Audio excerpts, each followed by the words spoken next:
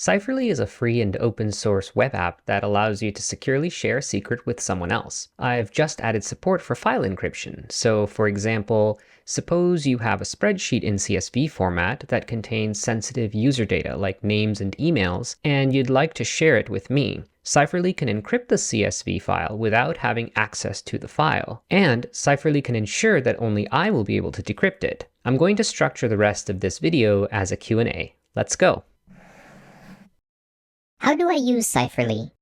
All right, demo time. So in this folder, we have our unencrypted CSV file. You can see that it contains some sensitive user data. It's not real data, of course. I asked ChatGPT to generate some fake sensitive data for me. Now, let's say that you want to encrypt this file so that only friendly TL can decrypt it. So first you go to cipherly.app and then click on the encrypt tab. Next, you drag sensitive.csv here. Then you'll authorize friendlytl@gmail.com by typing his email address here.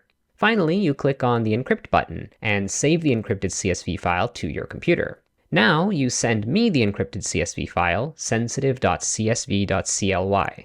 Once I receive this file, if I try to open it, I'll see some of the unencrypted header, but most of the file is all gibberish. To decrypt the file, I go to cipherly.app and then click on the decrypt tab. Next, I'll drag the encrypted file here. Cipherly then prompts me to log in. Once I've logged in, I click on the decrypt button and save the decrypted CSV file to my computer. I can then open the decrypted CSV file and see the sensitive data. How can Cipherly encrypt your data without having access to the data? This is done using a technique known as envelope encryption. Basically, instead of Cipherly encrypting your sensitive CSV file, you instead encrypt the file yourself using your own encryption key. Cipherly then encrypts just your key.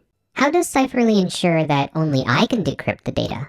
When you ask Cipherly to encrypt your key, you also tell Cipherly who is authorized to view the CSV file. When I go to decrypt the CSV file, Cipherly will validate my identity using a trusted third party, Google in our case. Google returns to me a token that asserts my email address. I present this token to Cipherly, and if I am one of the authorized users, Cipherly will return the encrypted key to me, which I can use to decrypt the CSV file. The process of validating my identity with a third party is known as OAuth 2. Who made Cipherly? I was a little surprised when people asked me this question. I kind of thought that it was clear that I made it. Well, in any case, that's the answer. The answer is me. The friendly TL made Cipherly. Why did you make it? For fun, mostly. I left my job earlier this year to start doing what I really love. I want to make useful open source tools that genuinely help people. But there's no point in making things in a vacuum. People need to know about it. So I'm here on YouTube making videos as well, so that people can learn about my freely available tools. Who is Cipherly for? If you need the services that Cipherly provides, you already know it. The situation where you have some sensitive data that you want to share with someone else tends to come up in corporate settings. Often there are policies in place that govern who should have access to what kind of data, but no tools in place that actually enforce those policies. In these situations, you can use Cipherly to share data with someone else while being compliant with the policy. Has Cipherly had a security audit?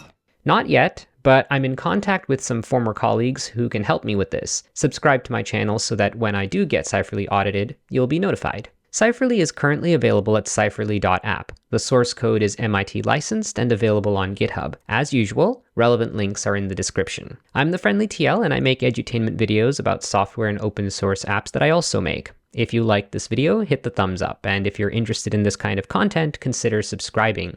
Thanks for watching. I'll see you in the next one.